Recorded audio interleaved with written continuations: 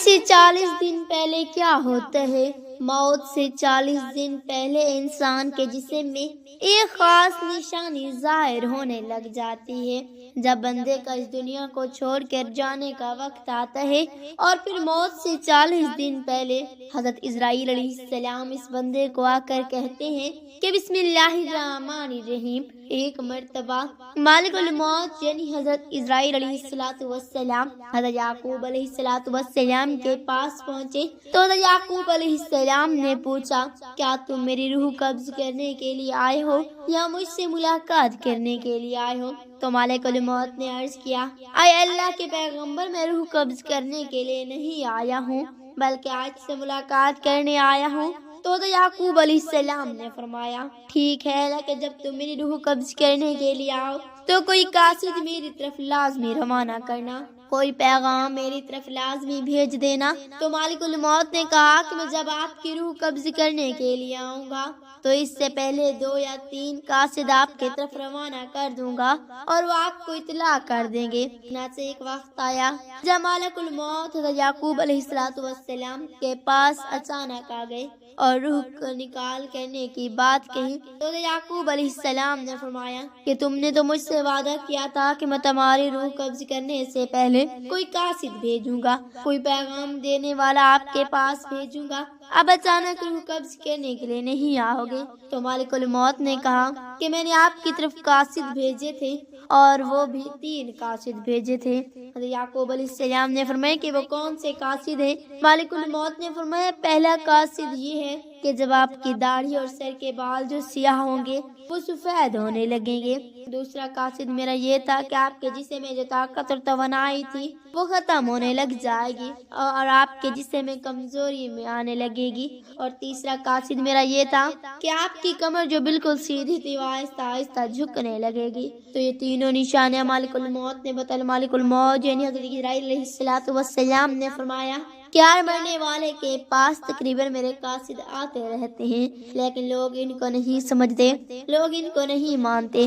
اگر مرنے والا بندہ اپنی زندگی میں نہیں کیا اور تقوی پرہیزگاری اختیار کرتا رہا، پھر اس کی موت کے بعد اس کا چہرہ خوبصورتی سے چمک اٹھا تو یہ ایسی علامت ہے جس سے اچھا تاثر لیا جا سکتا ہے اور اس پر خیر کی امید کی جا سکتی ہے۔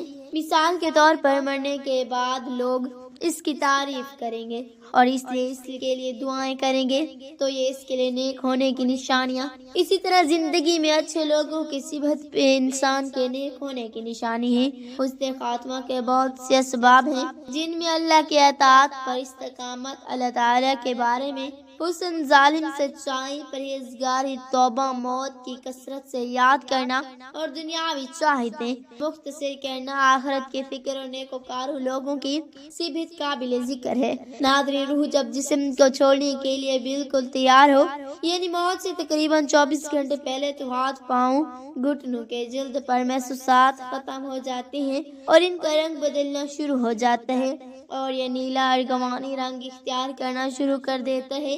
یہ نشانی واضح نشانی ہے۔ جسم سانس اکھڑنا شروع ہوتا ہے اور بے ترتیب ہوتا چلا جاتا ہے اور دھیرے دھیرے سے بجھ جاتا ہے۔ حضرت عائشہ صدیقہ رضی اللہ تعالی عنہ سے روایت ہے کہ رسول اکرم صلی اللہ علیہ وسلم نے ارشاد فرمایا کہ جب اللہ تعالیٰ کسی بندے کو نیک بخت بنانا چاہتا ہے تو مرنے سے پہلے 1 سال پہلے ایک فرشتہ اس کے پاس بھیجتا ہے اور وہ اس کو درست کرتا ہے اور نیک عمل کی طرف خرچ دلاتا ہے یہاں تک کہ وہ نیک حالت میں بھرتا ہے۔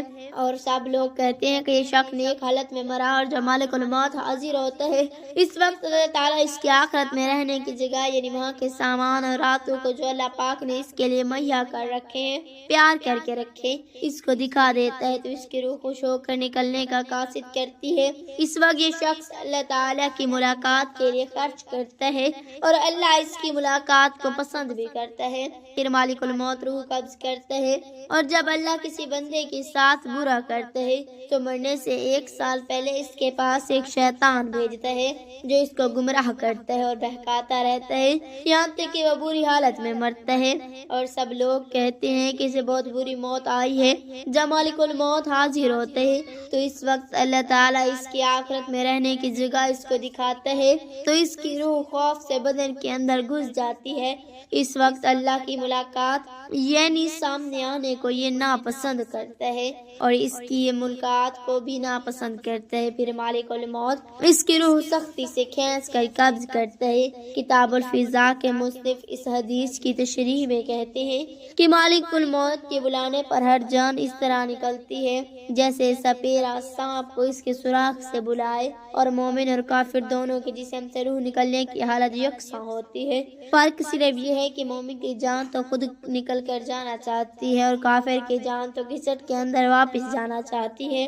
حضرت جابر رضی اللہ تعالی عنہ سے روایت ہے کہ میں نے رسول اکرم صلی اللہ علیہ وسلم کا وفات سے 3 دن قبل یہ کہتے ہیں سنا کہ میں سے جو کوئی مرے تو اس حالت میں مرے کہ والدہ تعالی کی نسبت اچھا گمان رکھتا ہو، اللہ تعالی کے پاس اعمال صالح لے کر جائیں۔ بس اس کا مفہوم یہ ہوا کہ اعمال صالح کی پابندی اس قدر کریں کہ مرتے وقت حق تعالی کے ساتھ حسن زنا پیدا ہو جائے۔ حضرت انس رضی اللہ تعالی عنہ نے فرمایا کہ رسول کریم صلی اللہ علیہ وسلم نے ارشاد فرمایا کہ دیکھو تم میں سے جو کوئی مرے وہ اس حالت میں مرے کہ وہ اللہ پاک کی نسبت اچھا گمان رکھے، کیونکہ اللہ تعالیٰ سے اچھا گمان رکھنا جنت کی قیمت ہے، یعنی جس کو حق تعالیٰ سے حسن ظن پیدا ہو گیا وہ جنت میں چلا گیا۔ روایت میں حضرت عمر فاروق رضی اللہ تعالی عنہ نے فرمایا کہ رسول کریم صلی اللہ علیہ وسلم نے فرمایا کہ جب اللہ تعالیٰ کسی بندے کو درست رکھتا ہے اس کو شاید جیسی خوشگوار چیزیں دیتے ہیں، یعنی اعمال صلاح اور اخلاق حسنہ کی توفیق عطا فرماتے ہیں۔ صحابہ نے پوچھا کس طرح شہری کرتا ہے؟ آپ نے فرمایا مرنے سے پہلے نیک کام کرتا ہے یہاں تک کہ اس کے پڑوسیوں سے خوش ہو جاتے ہیں۔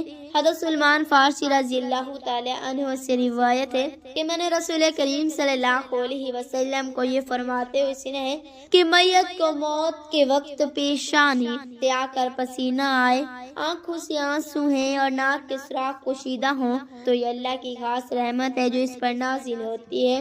گلے میں سے ایسی آواز کا آنا جیسے کہ جوان اونٹ کا گلا گھونٹنے سے آواز آتی ہے اور اس کا رنگ بدرنگ ہو جائے اور منہ سے جاگ نکلے تو یہ اللہ کا عذاب ہے۔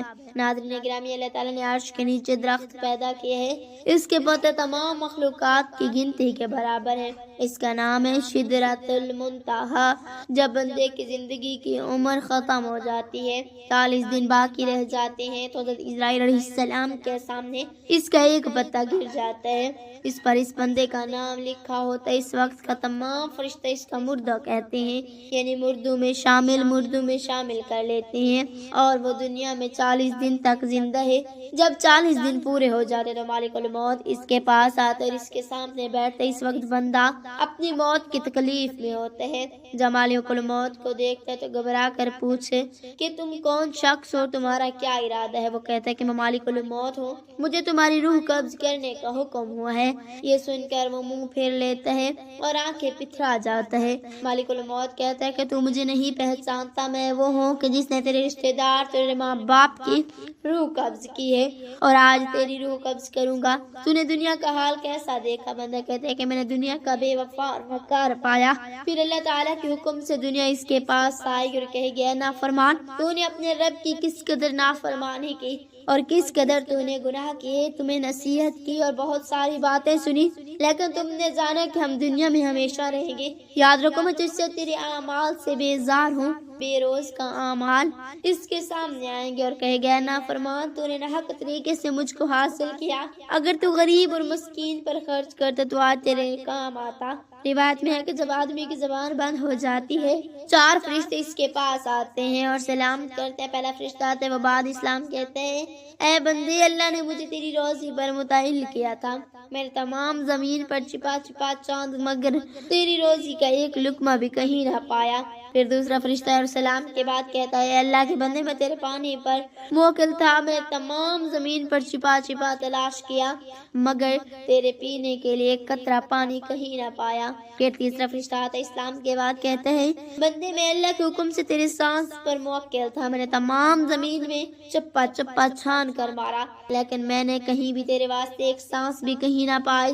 چوتھا فرشتہ السلام کے بعد کہتا ہے بندے اللہ کے حکم سے میں تیری عمر پر موکل تھا، میں نے تمام زمین پر چپا چپا تلاش کیا مگر تیری عمر کا ایک لمحہ بھی نہ پایا۔ اس کے بعد نامہ اعمال لکھنے والے 2 فرشتے اس کے پاس آتے ہیں اور سلام کے بعد کہتے ہیں اے اللہ کے بندے ہم تیرے اعمال لکھنے پر موقوف تھے۔ وہ نامہ اعمال اس کو دکھائیں گے اور کہیں گے دیکھ تیرا نامہ اعمال ہے۔ اس میت کی آنکھوں سے آنسو جاری ہوتے ہیں اور دائیں بائیں دیکھتا ہے اور نامہ اعمال پڑھنے سے ڈرتا ہے۔ اس کے بعد مالک الموت اس کی روح قبض کرتے ہیں۔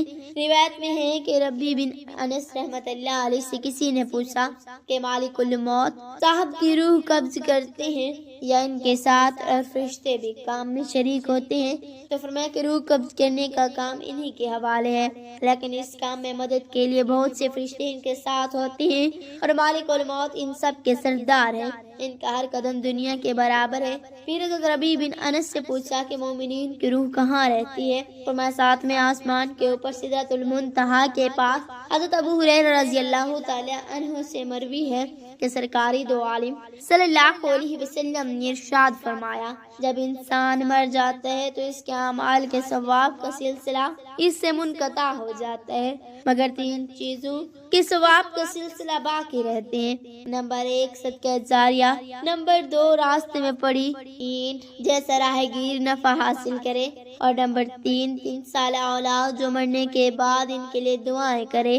ایسے اعمال جن کا تعلق دنیاوی زندگی سے ہوتا ہے ان کے اثرات مرنے کے بعد دنیا میں ختم ہو جاتے ہیں۔ ناظرین اللہ تعالی سے دعا ہے کہ اللہ پاک ہمیں نیک اعمال کرنے کی توفیق عطا فرمائے اور ہمارا خاتمہ ایمان پر فرمائے، آمین یا رب العالمین۔ ناظرین ویڈیو اچھی لگے تو ویڈیو کو لائک کریں، شیئر کریں، چینل کو سبسکرائب کریں اور کمنٹ باکس میں اللہ تعالی کے 99 ناموں میں سے ایک نام ضرور ٹائپ کریں۔ اگلی ویڈیو تک کے لیے اجازت دیجیے۔